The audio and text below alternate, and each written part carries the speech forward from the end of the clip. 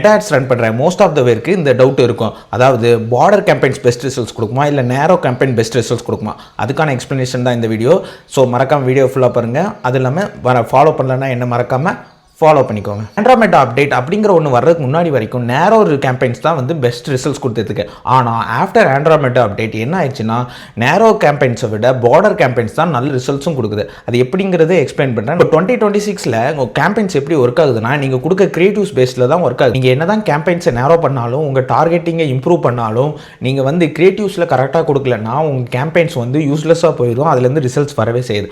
So நீங்கள் எவ்வளோ தான் ப்ராடாக கேம்பெயின் செட் பண்ணாலும் உங்கள் கிரியேட்டிவ்ஸில் உங்களுக்கு தேவையான இன்புட்டை கரெக்டாக கொடுத்துட்டீங்கனாலே போதும். மெட்டாவே உங்கள் ரைட் ஆடியன்ஸை கரெக்டாக ரீச் பண்ணி கொடுத்துரும். கேம்பெயினை நேரோ பண்ணணும்னு அவசியமே கிடையாது. ஃபார் எக்ஸாம்பிள், இப்போ நீங்கள் டிஜிட்டல் மார்க்கெட்டிங் கற்றுக்கணும்னு நினைக்கிறீங்க. அதனால வந்து இன்ஸ்டாகிராமில் வந்து டிஜிட்டல் மார்க்கெட்டிங் ரிலேட்டடான வீடியோஸை வந்து கொஞ்சம் ஸ்லோ பண்ணி வீடியோஸ் ஃபுல்லாக பார்ப்பீங்க. ஸோ அது அப்சர்வ் பண்ண இன்ஸ்டாகிராம் என்ன பண்ணணும், டிஜிட்டல் மார்க்கெட்டிங் ரிலேட்டடான ஆட்ஸ் மட்டும்தான் உங்களுக்கு காட்டும். இதுலேருந்தே தெரியுது நீங்கள் என்ன தான் ப்ராடராக ஆடியன்ஸ் வச்சிருந்தாலும் உங்கள் இன்ட்ரெஸ்ட் பேஸில் தான் வந்து ஆட்ஸ் ஒர்க் ஆகுது. ஸோ பார்டர் கேம்பெயின்ஸ் தான் பெட்டர் ரிசல்ட்ஸ் கொடுக்கும். நீங்கள் ஃபோக்கஸ் பண்ண வேண்டியது கிரியேட்டிவ்ஸில் தான் தவிர நேரோ பண்ணுறதுல இல்லை. மெட்டா ஆட்ஸ் ரிலேட்டடான டவுட்ஸ் ஆர் கைடன்ஸ் வேணும்னு நினச்சிங்களா, என்னை ஃபாலோ பண்ணிவிட்டு மெட்டா ஆட்ஸ்ன்னு கமெண்ட் பண்ணுங்கள். நானே உங்களை கைட் பண்ணுறேன்.